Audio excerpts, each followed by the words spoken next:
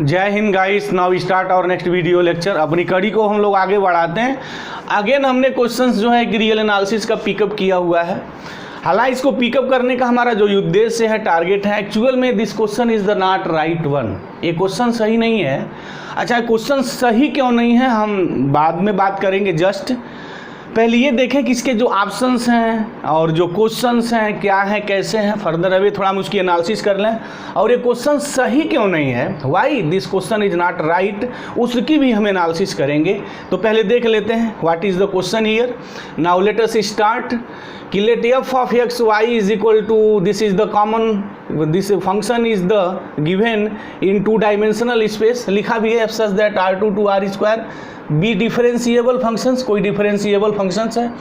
Late A denote the matrix of the derivative of F at origin with respect to the standard basis of R², and what is the meaning of the standard basis of R²?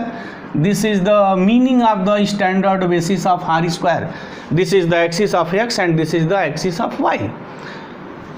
Assume F of Y minus X, बात वही है पुरानी की replace कर दिया गया है x को वाई की जगह और वाई की जगह माइनस एक्स को, तो फंक्शंस का नज़ारा कुछ यूँ हो जाता है। और for all X Y belongs R², तो which of the following statements are possibly true. Again this is the game of the words of the CSIR।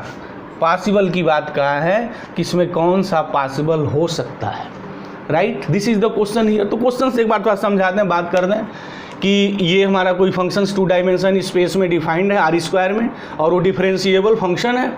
ये डिनोट कह रहा है कि matrix of the derivative of F, मतलब meaning ये है कि ये जो है वो हमारा F'(0,0) है, राइट। अच्छा, यहाँ थोड़ा कन्फ्यूज मत होइएगा। एक्चुअल में जो वाल्टर रूडिन की जो बुक है ना रियल एनालिसिस की, वैसे बड़ा बिग नेम है रियल एनालिसिस की दुनिया में वाल्टर रूडिन का, तो वो जो फंक्शन ऑफ सेवरल वेरिएबल के डिफरेंशिएशन को है ना, वो standard basis with respect to the standard basis of R² R³ ऐसे वो लिखते हैं। तो स्टैंडर्ड बेसिस का यहाँ मतलब क्या है, दिस, और किसी फंक्शंस का डिफरेंशिएशन तो हम with respect to X with respect to the Y किसी वेरिएबल के रिस्पेक्ट में पढ़ते चले आ रहे हैं, और यहाँ with respect to the standard basis of R² ये लिखा हुआ है। इसका एक्चुअल में मतलब ये है ना कि A is equal to F(z) जो फंक्शंस का डिफरेंशिएशन एक्चुअल में वो जैकोबियन मैट्रिक्स की बात कही जाती है कि जब हम function of the several variable को डिफरेंशिएट करते हैं तो हमारा वो जैकोबियन जो मैट्रिक्स है उसकी ही बात की जाती है। ऑलरेडी वो तो वेल नोन है, हैव नो एनी प्रॉब्लम। तो कुल मिला के है कि हमें जो इस फंक्शंस की डिफरेंशिएबिलिटी एट 0,0 पे निकालनी है और वो डिफरेंशिएबिलिटी देखनी है क्या ऐसा हो सकता है और फंक्शंस हमारा इस कंडीशंस को सेटिस्फाई करता है। तो चलते हैं देख लेते हैं। पहले ये देख लेते हैं कि what is the option here, questions क्या है। अच्छा, क्वेश्चन ये गलत क्यों है उसके बारे में भी हम बात करेंगे फर्दर। अभी चलते हैं, पहले इसकी कंडीशंस के अकॉर्डिंग हम बात कर लें। F of X Y this much दिया हुआ है here, F of X Y is equal to what, U of X Y comma V of X Y, this is the given here. अब ये कह रहा है कि अगर एक्स वाई के प्लेस को अगर आप इंटरचेंज कर देते हैं तो क्या नज़ारे बदलते हैं, ज़रा वो देख लीजिए। एफ ऑफ एक्स की जगह हमें वाई लिखना है, वाई की जगह माइनस एक्स लिखते हैं, तो क्या मिलता है, व्हाट, ये जो वैल्यू आएगी वो कह रहा है कि ये है, but function is given here. तो हम यहाँ क्या करेंगे, एक्स की जगह वाई लिखें और वाई की जगह माइनस एक्स लिखेंगे तो क्या आएगा, यू ऑफ, यहाँ हो जाएगा y and this is the minus X comma V of what, X की जगह y लिखना है and y this is the minus X. Okay, this is the right one, have no any problem. अब ये कहा है कि ये इसके इक्वल है, ये जो है this is the equal what, V of X Y comma minus U of what, X comma Y, right. हमें पता है आर्डर्ड पेयर इक्वल कब होता है, इफ एंड ओनली इफ इनके first component is equal to first component and second component is equal to second component. ये तो rule है, this is the rule here. अगर दो आर्डर्ड पेयर हमारे सेम है तो तभी संभव है जब फर्स्ट कंपोनेंट के इक्वल होगा, second component is equal to second component, otherwise ये इक्वल तो नहीं होगा। तो इसकी मीनिंग ये हो गई कि this implies U of, sorry this is the Y here ना, y minus X is equal to V of X Y, एक बात ये आ गई, and V of y minus X is equal to what, minus U of X Y, ये बात हो गई। Okay, have no any problem. Meaning कि अगर फंक्शन से कंडीशन सेटिस्फाई करता है तो उसके अकॉर्डिंग मेरी ये बात होगी। तो हम इसका नामकरण संस्कार इक्वेशन स्टार दे दे रहे हैं। ओके, अब जरा यहाँ ए पे आइए। ए यहाँ क्या है, A is the what, F dash of 0 0 this, और एफ डैश ऑफ 0 0 हम लोग कैसे लिखते हैं, फंक्शंस गिवन है u एंड v, तो this is the Jacobian matrix. ये हो जाएगा u x 0 0 u y 0 0 v x 0 0 and v y 0 0, partial differentiation of v at 0 0, इसी को कहते हैं this is the differentiation of F with respect to the standard basis, और इसी को जैकोबियन मैट्रिक्स ऑफ एफ भी कहा जाता है, and this is the denoted by A. अब मुझे ए की पॉसिबिलिटी देखनी है कि what is the possibility of A under given conditions. अब मेरे ऑप्शंस जो ए है वो देखना है कौन कौन सा ट्रू है। अच्छा, u ऑफ एक्स 0 0 की वैल्यू क्या है ये मुझे निकालना है। अब यहाँ एक मैं यहाँ बात और यहाँ कहना चाहूँगा कि जैसे यहाँ हमने u y माइनस एक्स है और यहाँ u x y है। अब ये दोनों में डिफरेंस है। अगर इसका हम partial differentiation with respect to x करते हैं और इसका भी partial differentiation with respect to x करते हैं और x y दोनों में अगर हम 0 0 पुट करते हैं तो ये हो गया ux, ये 0 माइनस 0, थोड़ा डिफरेंस के लिए हमने माइनस 0 लिखा है। माइनस 0 का मतलब जब यहाँ x 0 और y 0 पुट करते हैं तब बात है। अब यहाँ पुट करेंगे तो ux ये 0 0, ये कोई ज़रूरी नहीं है कि वैल्यू इक्वल हो जाए, हो भी सकती है नहीं भी हो सकती है। ऐसे लाट नंबर ऑफ द एग्जाम्पल्स दिए जा सकते हैं, right, always keep in mind this fact.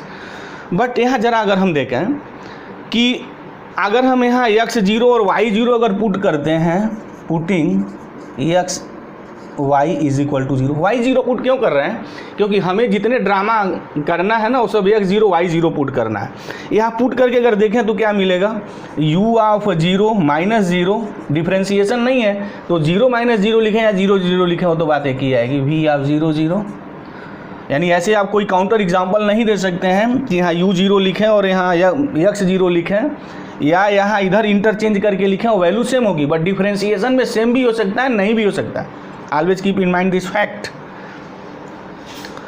u of 0 0 is equal to v of 0 0 और यहाँ v of 0 0 is equal to what, अगर यहाँ लिखेंगे तो minus u of 0 0, v of 0 0 की जगह अगर ये लिखें तो u of 0 0 is equal to minus u of 0 0, solve करेंगे this implies u of 0 0 is equal to what 0, तो u ऑफ 0 0 0 हो गया। अच्छा, अगर u of 0 0 is equal to 0 तो अगर मैं यहाँ बात लिखूँ तो v ऑफ 0 0 भी 0 हो गया, right.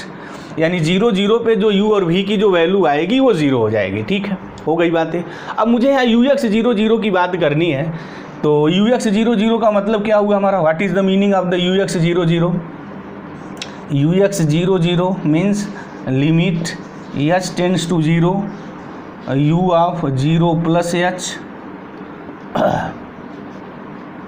And 0 minus u of 0 0 whole divide upon h, limit h tends to 0 u of 0 plus h means h and 0, u of 0 0 अभी हमने निकाला कि दिस इज़ द 0 हियर, तो u of h 0 by h, this is the ux 0 0। Okay, अब यहाँ थोड़ी बात हम यहाँ देखना चाहेंगे कि u ऑफ h 0, यहाँ थोड़ा अगर हम आ जाएँ, अच्छा मैं इसको डिलीट कर दूँ तो बात अपनी बनेगी। चलिए,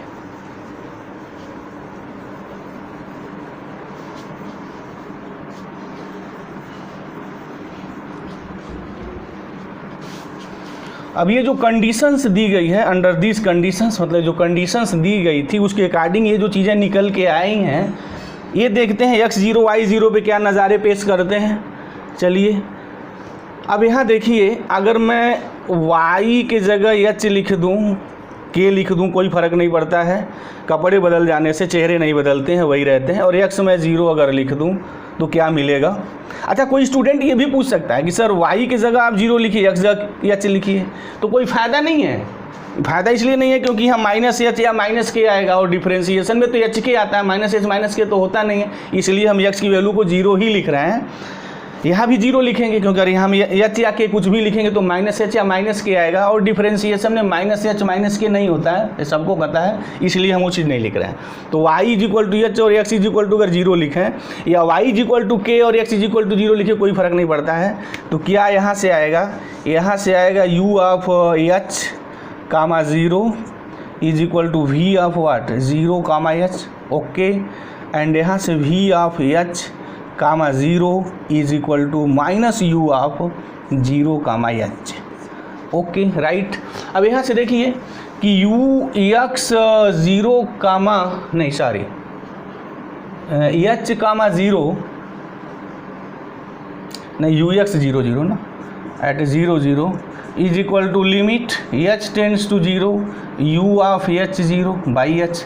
अब यहाँ से देखिए you can write here U of H zero is equal to V of zero H, easily we can write limit H tends to zero V of zero H upon H, and this is the what, this is the V Y partial differentiation of V with respect to Y at zero zero.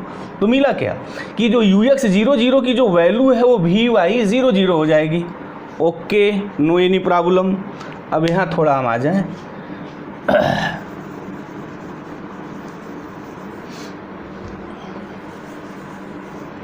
You I zero zero निकालते हैं। U I zero zero is what limit K tends to zero U of zero K minus U of zero zero upon K, ये हो जाएगा limit K tendings to zero U of zero K, ये तो value zero है अपान हो गई के, right. अच्छा यू ऑफ जीरो के कहीं मिला है क्या, यहाँ आया है, ये है जीरो के जैसा, तो वहाँ एच है तो कोई बात नहीं है, एच भी लिख सकते हैं, रिप्लेस ईयर एच ईयर, कोई फ़र्क नहीं पड़ता है। तो कहने का मतलब क्या है कि यू ऑफ यहाँ से देखें हैं, अगर हम इसके जगह अगर एच रिप्लेस बाई के ईयर, कोई बात नहीं है, लिख सका जा सकता है। ये कपड़े बदलने से बता दिए, चेहरे नहीं बदल सकते हैं, के लिखिए टी लिखिए कुछ भी लिखिए, क्या फ़र्क पड़ता है। तो ये हो गया वी के ज़ीरो को मैं माइनस यू ज़ीरो कामा के लिख सकता हूँ। तो यू जीरो कामा के की जगह हम लोग माइनस भी लिख सकते हैं, तो ये मैं ऐसे लिख सकता हूँ minus limit K tends to zero V of what K zero upon K, and this is the what, this is the partial differentiation of V with respect to X at zero zero, यानी U of Y zero zero जो मेरा आया वो क्या आया minus V X zero zero, ये आ गया। अब देख लीजिए, अब तो क्वेश्चंस में कोई दम ही नहीं रहा, बट ए की वैल्यू लिखनी है, आप लिखिए क्या आता है। तो what is the A here, तो A here U X zero zero right. अच्छा and U I zero zero हमने निकाला है, this is the minus V X zero zero और minus U I zero zero, ये भी लिख सकते हैं। तो चलिए वही लिख देते हैं, क्या फ़र्क पड़ता है, या कोई बात नहीं है। ये हमारा हो गया यू आई ज़ीरो ज़ीरो। अब यहाँ हमारा क्या है वी एक्स ज़ीरो ज़ीरो, और वी एक्स ज़ीरो ज़ीरो की जगह मैं लिख सकता हूँ minus U I of zero zero, and this is the what V Y, और वी वाई हमने अभी प्रूव किया है, this is the U X zero zero right. तो जो मैट्रिक्स ए की पॉसिबिलिटी होगी, what is the possibility of the matrix A, उस मैट्रिक्स में डायगोनल एलिमेंट सेम होने चाहिए, और ये जो एलिमेंट्स हैं अपोजिट होने चाहिए। मतलब अगर ये 2 है तो -2 होना चाहिए, 3 है तो -3 होना चाहिए, right, opposite in the sign.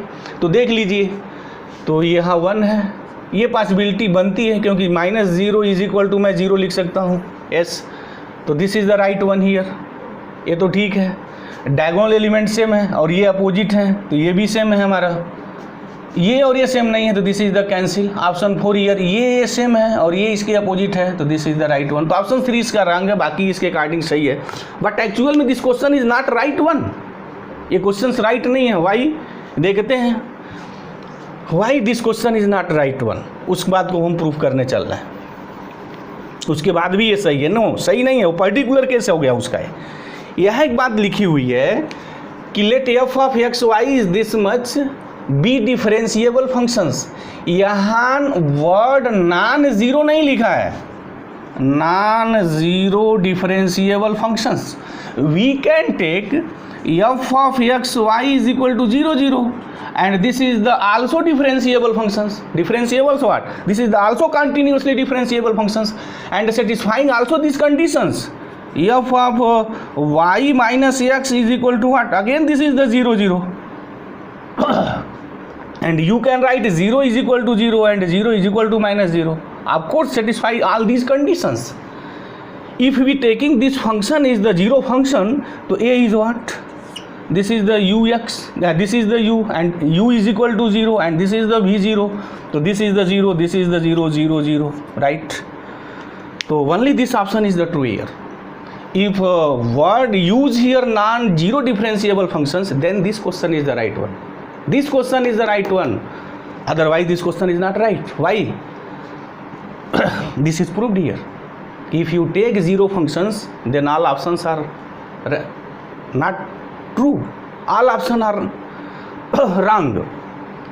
तो हम यहाँ लिख सकते हैं, बट वर्ड नहीं है यहाँ, नॉन जीरो फंक्शंस होना चाहिए, CSIR नेट द्वारा मेंशन होना चाहिए था। वो नॉन जीरो फंक्शन है तभी ये बात सही होगी, लेकिन अगर कोई जीरो फंक्शन से ले लिया तो जीरो फंक्शन की पूरी सी कहानी उखड़ जाएगी, राइट?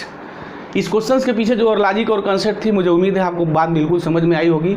तो always keep in mind the words, आप वर्ड्स को भी बहुत ध्यान दें, क्योंकि वर्ड्स से ही तो बहुत सारी चीज़ें बदलती हैं। देखिए अभी एक वर्ड की चेंजिंग से कितनी सारी चीज़ें बदल गई। तो मुझे उम्मीद है इस क्वेश्चन के पीछे जो लॉजिक और कंसेप्ट आपको बात बिल्कुल समझ में आ गई होगी। तो थैंक यू गाइस, जय हिंद।